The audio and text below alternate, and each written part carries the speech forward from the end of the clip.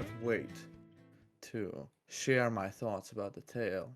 So I shall introduce my colleagues Robert Gibson, XJ. They're right there, they've been introduced, and immediately describe to you Desertion by Clifford Simak. First published in 1944, this tale encapsulates the tragedy of trying to colonize and understand our solar system. In this instant, our gaze is chained to such a fate of one Harold Fowler, a military commander who has four good men to their death, who sent them there. And that number rises as the tale goes. If you ask this humble reteller, Fowler killed three more beings in the tale, one of which may be considered suicide. It's science fiction at its best, where the impossible is given flight. Transhuman processes like changing your biology can be resequenced just by one handy engineer. On Jupiter, where the last hope rests on individual bravery, all hangs in the balance as the human race struggles to establish its foothold. Men are remade into Lopers, a race of beings that can withstand Jupiter's harsh environment. The outpost staff begins to hate our protagonist, as he keeps sending men to their deaths, and as no Lopers ever return. Finally, Fowler decides that no more um, beings need to die. No other men shall he send to their deaths.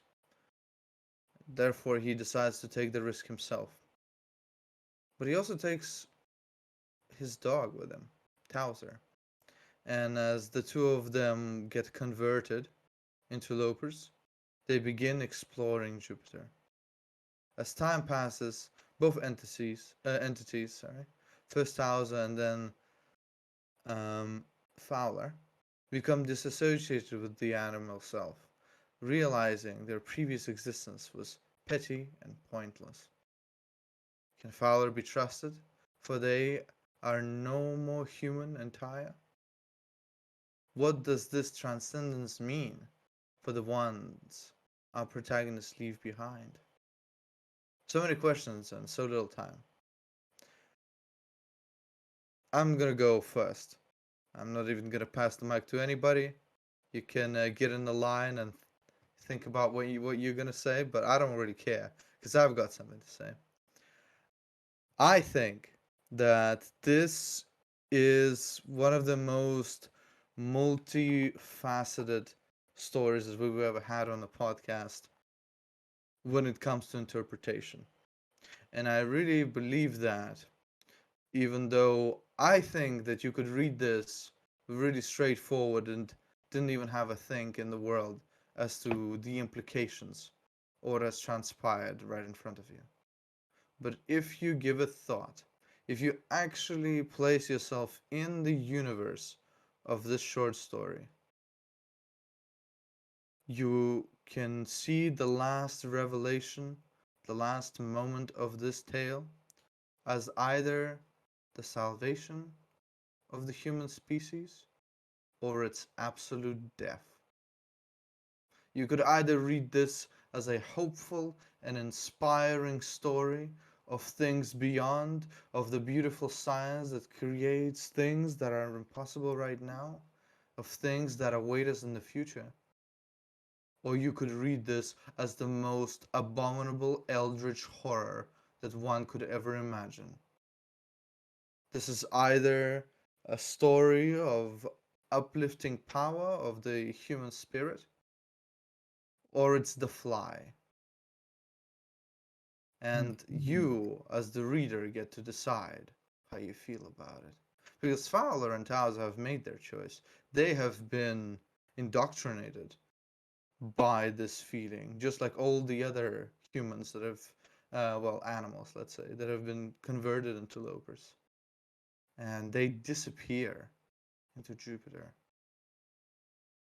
But you, the reader, you get to decide whether you see this situation as something that is very welcoming and therefore uplifting, or something quite truly horrifying. It reminds me of the current situation that so many currently speak about, the AI and how quickly it progresses at the very moment, and the very things that it is able to do, how it can change things, how capable it is at learning things. Well, of course, in this science fictional story in the Desertion, we see Fowler become something else. He gets fused with something that has much more intellectual power than he ever did. Sounds familiar, doesn't it? So, Mm. I pose to you that any horror and any beauty is just in the eyes of the interpreter. But I will say that perhaps Simak is trying to tell us something, or at least maybe a little bit of his own understanding of whether this is horror or divinity, by the name of the tale itself. It is, after all, called Desertion, not Salvation. Mm. But I would say that this story has inspired a lot of thinking on my part.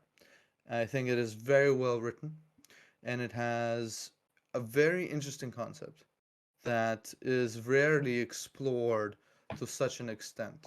For it is hard to create something that is both believable and otherworldly at the same time. But I think in this instant, Simak has succeeded.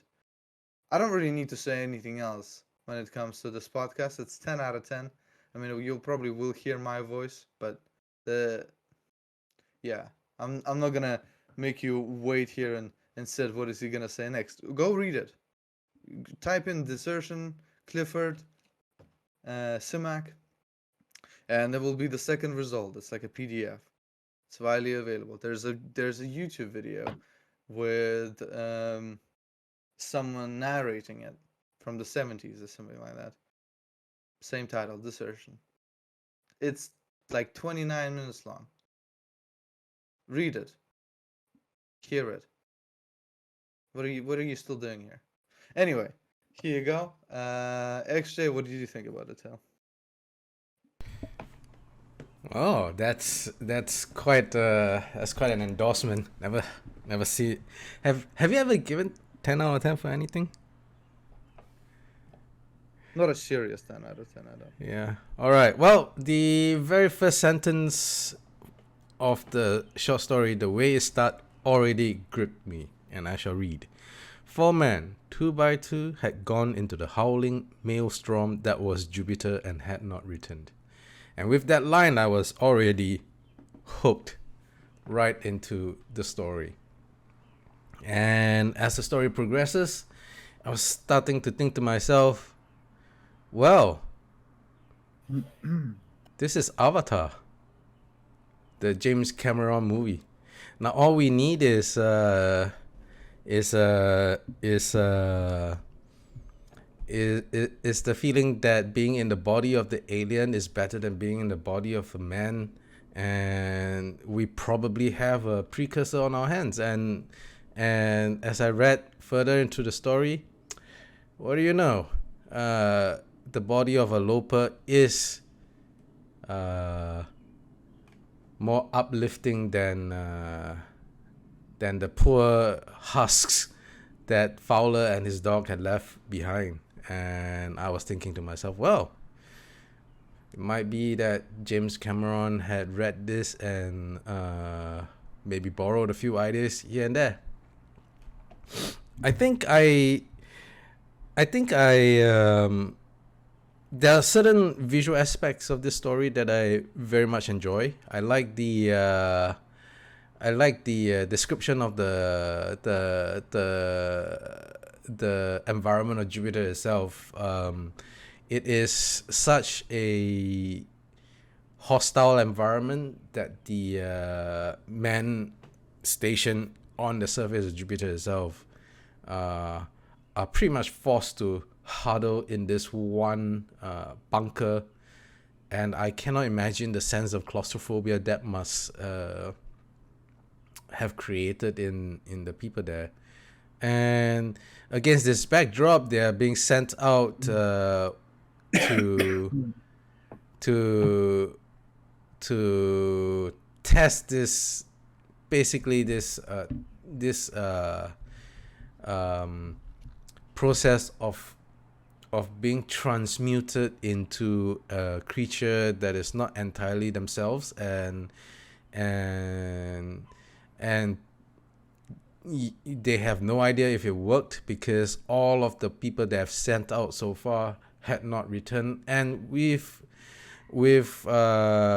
even Fowler himself and his dog, they also chose not to return. So the people left in the bunker must have been like quite under quite a bit of stress, and I feel like the first half of the book uh, portrayed that tension pretty well. And when when Fowler actually left, became a Loper, took his dog Townsend with him, and then actually explored the landscapes of Jupiter. I really like the fact that Clifford Simak did not shy away from describing some parts of Jupiter, at least. I'm quite struck by the visual imagery of the cliff made of solidified oxygen, for instance, and the waterfall of ammonia, was it? Yeah. All in all, it was quite beautiful imagery. I don't know if I quite saw the ending like Nikki did, with this very stark opposites of each these two very stark spectrums that lie on the complete opposite end of each other. It felt a little bit to me like an ayahuasca trip that Simak might have taken and recorded it down. Yeah, that's my thought. I think it's a pretty good tale. Given that it was probably written before Avatar, I would have to give it very, very high marks for originality as well. Yeah. All right. Well, Robert. Yeah, well, first of all, let me congratulate my colleagues on having thought of things that I hadn't occurred to me. Even though I'm a veteran of for as far as reading this story is concerned, it's one of my old favourites, and I've read it innumerable times, back to the year dot. And I think I'm going to be a spoiler now, because I'm going to talk more explicitly about the ending. Well, Nikki has really more or less given the game away, but I'm going to give it away even more. And also, I'm going to give away the fact that there is a sequel, and I'm going to talk about that as well, because Whoa, whoa, whoa, whoa! I don't want to hear it. If you're gonna talk about the sequel, dropping out of the well, I call. won't spoil the sequel, but I've got to mention, insofar as it reveals something of the author's intention, which is really to agree with you, Nikki, about the ambivalence of the tale, that the experience of being on Jupiter in Loper form, depending on your point of view, can either be regarded as a transition to paradise of a sort, or as the ultimate destruction of the human race. Both viewpoints come out in the sequel, because, and I have to say, in the sequel, it's pretty obvious. It comes right at the beginning of the sequel that Fowler, in the end, decides to come back. And it's a great wrench for him, but it's obviously that has to happen if there's going to be a sequel. Uh, it's a great wrench for him, and a lot of it is about his attempts to persuade the authorities of the importance of what he's found, the importance of Jupiter as an enlargement of the human spirit, and how I won't give away how he succeeds in that. He does succeed, but at a cost, and I won't say any more. But it's enough to show that Simak is of the same opinion, really, as my two colleagues, that it's a highly dangerous thing from the point of view of human progress, to expose people to this degree of sudden greatness that is nothing to do with our achievements so far.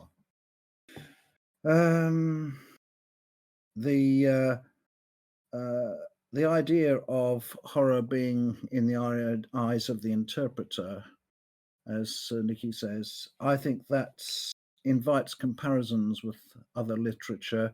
In particular, I'm thinking of H.P. Lovecraft's The Shadow over Innsmouth, which has the theme of a sort of, well, interbreeding with sea creatures and becoming your descendants having something in their genes which makes you want to become like, or not want to, but inevitably become like them after you've reached a certain age.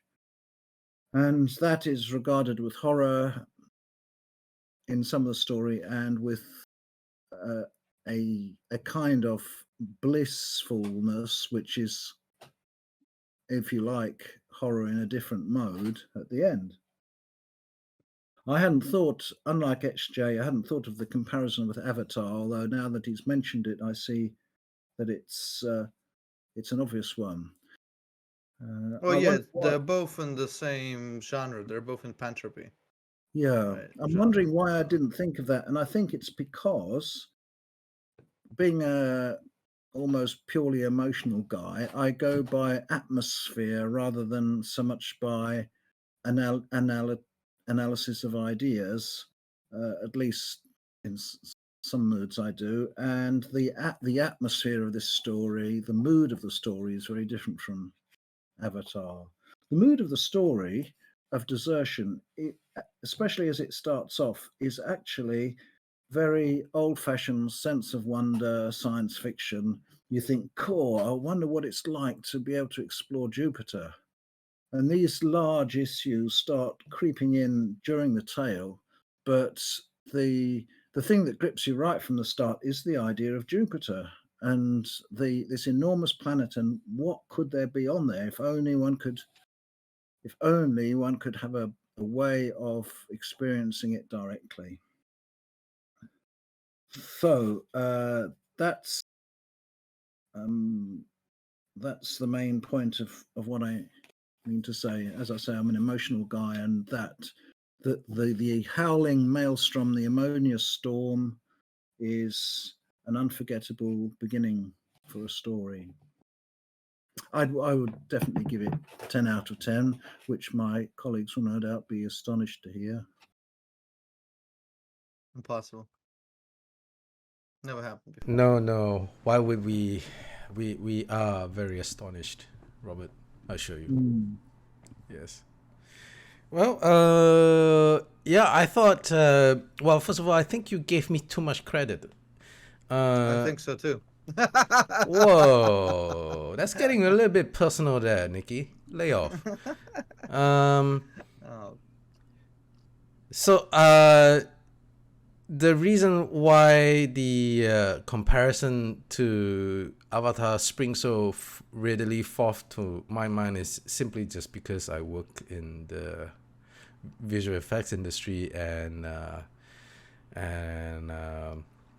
my thought processes will always fall on that side, the visual, the art of visual storytelling over the written word, if I could say that, just because I am way more familiar with that spectrum. I don't, in fact, know if James Cameron borrowed any of his ideas from Clifford Simak. I think I mean, Avatar had been compared to being space Pocahontas before, and I think it might be fair to say that that is probably more accurate description. But yeah, I guess the transmutation, taking on the form of another creature, I think that does bring straight to my mind Avatar, because that's pretty much the only movie I've seen that kind of dealt with that in the science fiction genre, I believe. Yep. Hmm. Hmm.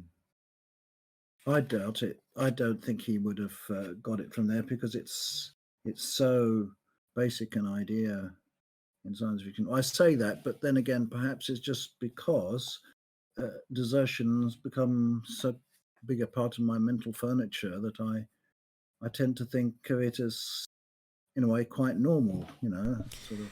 Honestly, I don't. I can't quite recall that many stories that dealt with such a form of transmutation where, and it's very important to note this, that the whole of the human mind that was transmuted into this new creature remains more or less intact and is uplifted.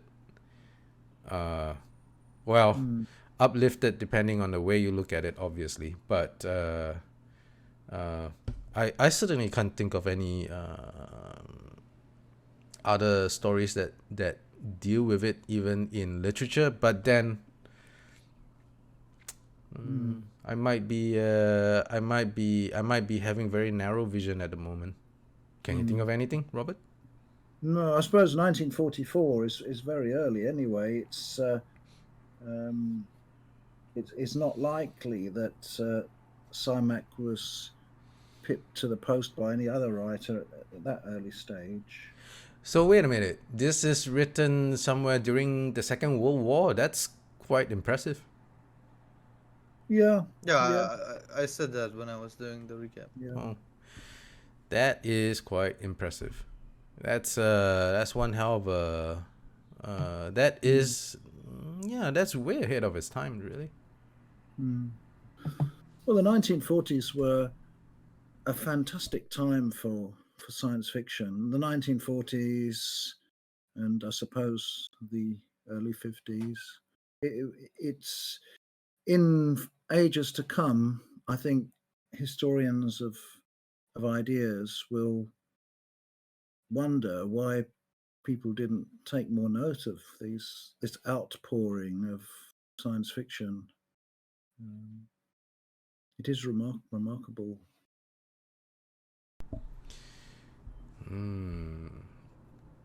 Possibly has to possibly has to do with a very mundane explanation, such as marketing and the Mm. publications the stories were in, I suppose. Yes, a lot of dross was spewed out with the good stuff. I Yeah, agree. yeah. Wow, I a don't shame. suppose that there was, you know, this simply the simple answer to your question, Robert, is simply volume. There was a lot Mm. more volume of short stories and books and so on and so forth in those times. And that is why you Mm. have so many works that were astonishing. Because simply by the fact of volume, you're going to have more interesting tales coming out Yeah, as you mean more and there was more people are interested in the art. yeah, there was a market for it in those days. There were science fiction magazines that appeared every month, and you could write for them. And if your stuff was good, I you could think get in. I think there's a little bit more to it than that, because the ideas uh, of the stories back then were bolder as well. I think there's more to it than just volume because I said simple answer, right? I didn't say the full answer. well, the I do think there is a boldness to the ideas encapsulated within the short stories of those times. That basically has sort of dwindled as time goes by for reasons that would quite possibly require more research, I suppose.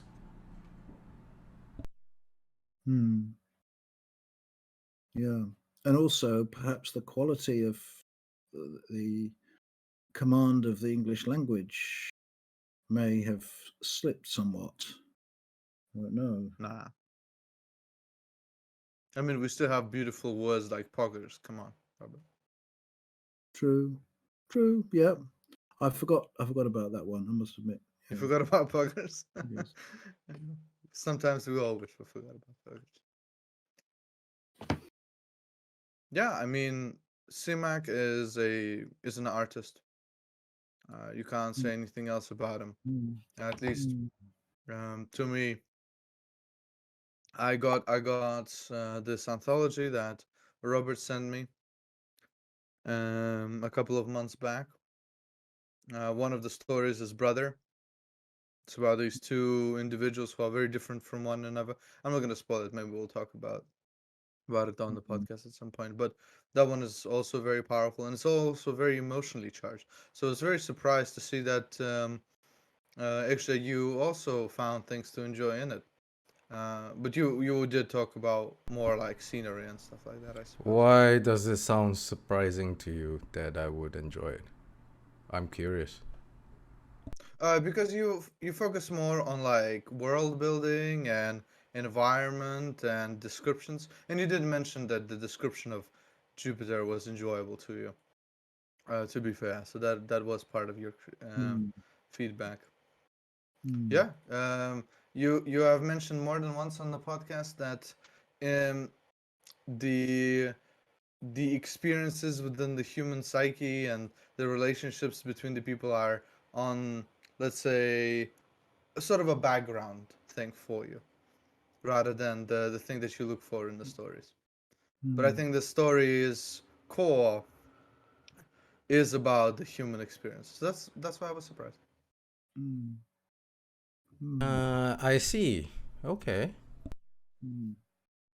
There's a sort of mythic quality about it also that is very, very powerful. I don't know that I'm not referring so much to classical myths, although Ovid's Metamorphoses is full of people changing their form, but he doesn't go into the really what it's like in a sort of mental or spiritual sense at all. Whereas this one does, though it's science fictional in that you can read it as that the sensors of a Loper, the physical equipment of a Loper, because it's different, it will in the end cause differences in personality. If you become a Loper, it's not just that you start to see in different wavelengths and so on, but all this input will eventually change you so that you'll be no longer as human as you were. You'll be human plus something or else, and it might also take something away. I mean, I'm That very surprised that the story has a sequel because it seems pretty definitive, to me at least, in Desertion that we lost Fowler. He's, mm, for the lack of a better word, mm, cover the years of your children, mm, mothers. He's fucked by the end of the story. He seems to have completely turned into a Loper, being like, "Yep, mm, this is what I want." So it really surprised me that there is a sequel, well, he doesn't because want to it come seemed back. It's his conscience that draws him back. right, but it seems like the Tao. Right, this is the way I read it. Simak cleverly got us a dog to be there in the situation, and he's showcasing us to us how quickly this thing takes over the psyche of an animal based on its base intelligence, right? the dog is almost immediately like, yeah, I don't want to be in my old body. I love this body, right? It's almost like that, right? That's it. It's over for Towser. But Fowler, he wrestles with it a little bit more. Yet still, by the end of the tale, you know he succumbs to it. I mean, So yeah, you read that off as if the body of the Loper didn't actually offer any tangible benefits that would seduce anyone into staying there. I'm It's not saying it staying doesn't have in it. I was just as a Loper. It's like I think if you want to paint it out quite as much of a nightmarish scenario, we probably need to give the side of the fact that as far as we know from the first story, that the mental landscape of both Fowler and his dog Townsend had been truly expanded. Townsend got to the point where he could mentally converse with Fowler. Now, all of that could be a hallucination. We won't know until perhaps the second book, and maybe only Robert would know. But I think like it's not quite so nightmarish a scene as I feel you have described it as, if you also don't give justice to the other side. Well, okay. Well, I'll Towsworth and explain. Lord Dog. I I think what's it called? I think actually it makes a good point in this instance. So let me explain why my view is so radical. I can only answer to and understand what humans experience, both in the story and in the real life. So I can only really relate to Fowler when he's a human. And when he's a human and he sees those Lopers, he feels sadness for them. He's creeped out by them. He feels bad for sending out people so that they're converted into them. Everybody on the outpost doesn't want this to keep happening. It's a really dreary atmosphere. So the fact that he gets like a euphoric um, boost from being a Loper, right? Looking back at humanity from a different light, I can no longer trust him at all because he is no longer a human. So to me, it's like this is what an invading force would do. It would, that would permeate throughout one's body. It would make you feel like this is the best moment of your life, so that you forget about your humanity. Well, if that's the case, then I think it is fair to say that the Loper side is not being well represented here, so to speak, because we are talking about, so again, not having read the follow up, I have no idea what Simak himself actually thinks. But if you're talking about having mathematical concepts and truths about the universe suddenly entering your mind, I mean, it really sounds like an ayahuasca trip. But if all of that translates to actual physically actionable science, actual advancement in science and understanding of the universe, then I think it isn't just a freak show. Basically, if the minds of the Lopers are truly more expanded than the humans in some way, and again, I have to say if, because I haven't read the part 2, it could all just be a hallucination. If that is the case, then I think the salvation side should be given more Representation. precisely, and it would be a little bit like, I probably risk drawing ire from religious folks, but it could be a sort of transcendence that that atheists might not understand, and the difference would be between those that have transcended and those left behind.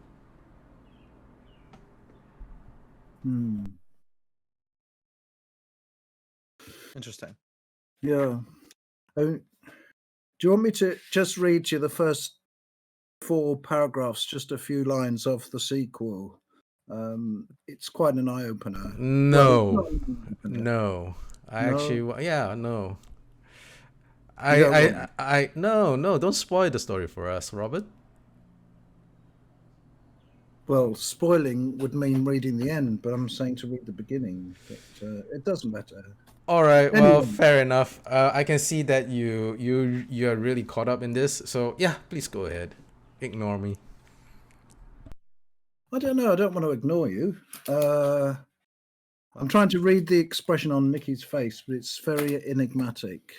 Well, I have to play the stoic man today, it seems. You know what? I will. One paragraph. 1 paragraph. All right. The dome was a squatted alien shape that did not belong beneath the purple mist of Jupiter, a huddled, frightened structure that seemed to cower against the massive planet. There you go. Oh, well, there you go. All the spoilers in the world. I the just thing though. really, I I was just, waiting. I Yeah, would, sorry. I Go. really just like the way Simak describes things. It is Yeah, so I, evocative. if there's Hmm. something that we can agree on tonight, actually, I think it's that Simak and his way of writing. As I absolutely love it. astonishing. I actually love it, because he uses very simple language. It's the imagery that he draws that is so compelling, and it's a bit of craftsmanship. Like, I always felt it's harder to do simple things than complicated things. Because simplicity is not it's not easy to achieve. It's easy to throw in big words and be very bombastic, but it's much harder to draw people in using very, very simple Basic words. tools. Yeah, with basic tools. Yeah, it It's, shows a master at work. yeah, and it's the sentence structure also. He arranges his sentences so that the rhythm is it's like almost like a lullaby. You just relax into it. He's not a jerky writer at all. Absolutely agree. Another good thing about this tale is the fact that you have the possibility to really dig into it. And if you reread it and you look at the way people interact with Fowler and this decision he makes in the end, you can sort of see how he was kind of pushed into the situation, even by his circumstances. Because although it's not really voiced, you can, if you'd like to, read into his thinking and realize that, you know, what is he really losing? Like command over an outpost where people think he's a monster, right? Um, the one relationship that we're shown that he has on the station is this woman he bickers with, right? The scientist, the engineer. So what is he got to lose? And there's this beautiful parallel between him and Towser, because he himself seems like an older gentleman, a person who has been in command for a while, and his teeth are not as good anymore to crush these bones, to put out these fires, right? To make people comply with what needs to be done. Because whether you like it or not, in a situation such as this, he's right? When he says, "Look, yes, we are sending people to an unknown and they're not coming back. where we had thousands of people over the course of our civilization, not even thousands, millions, die for nothing. And right now we are dying for something. We're trying to take a step towards the future, right? Mm. So why can't we make that sacrifice? Mm. It's interesting. A lot of interesting stuff. Mm. And Towser the dog has got nothing to lose either, because he's getting old, and he's now in the dreams he has, the rabbits are chasing him instead of he chasing the rabbits. I forgot about that description. You're completely right. Yes. Yeah. Yeah. I mean, So, it's very hard for me to say. Like, really, the only things I can comment on is the comments of those on the panel, because I think this is the perfect story. I honestly think that this is in the Hall of Fame of being right next to the God and the Ball for me. Um, mm, Same place that I would put the Lost Hearts in. Lost Hearts. There's no there. mm, The same place I would take the literally works of a classical author. I really think this. Once I don't remember exactly which episode was it and what we were discussing, but Robert mentioned that this tale, the tale we were discussing, was so good, and some of the science fiction and fantasy tales that we had looked at, that they should um, discuss them at school. And mm, I have, I kind of agree with Robert, but at the same time, I was thinking, like, well, what would that really add to the curriculum? Like, is it really that important, some of these tales? But Desertion has convinced me that these tales should be in the classroom, especially this one. mm, mm. Yep. There you go. Mm, All right. That's Seems like that's the seems like it's unanimous that we all like this story. yeah. I don't think anything further needs to be said. I guess it will be prudent of us to include the link to the story as well as the YouTube reading of the story if in the description below. Yep. Yeah, We'll do Yep. that. awesome. So what is I mean, what is your score? Actually, we both gave it a 10 out of 10. I'll give it a 9. 9. It's Is pretty that high the for me. highest you've ever given? I think so. I think so. Wow. There Yeah. you go. Well, it's strange how we did not discuss it as much as we did stories that we didn't like. But I think, viewers, that's because we just want you to go and read it. And then so we can talk to you about it. when the story is really that good, that's less heat, I suppose. Hmm. All right. Well, if our audience had enjoyed this episode, please like and subscribe. Help us grow this channel so we can have a bigger outreach, and have a great day. Take care. Yep.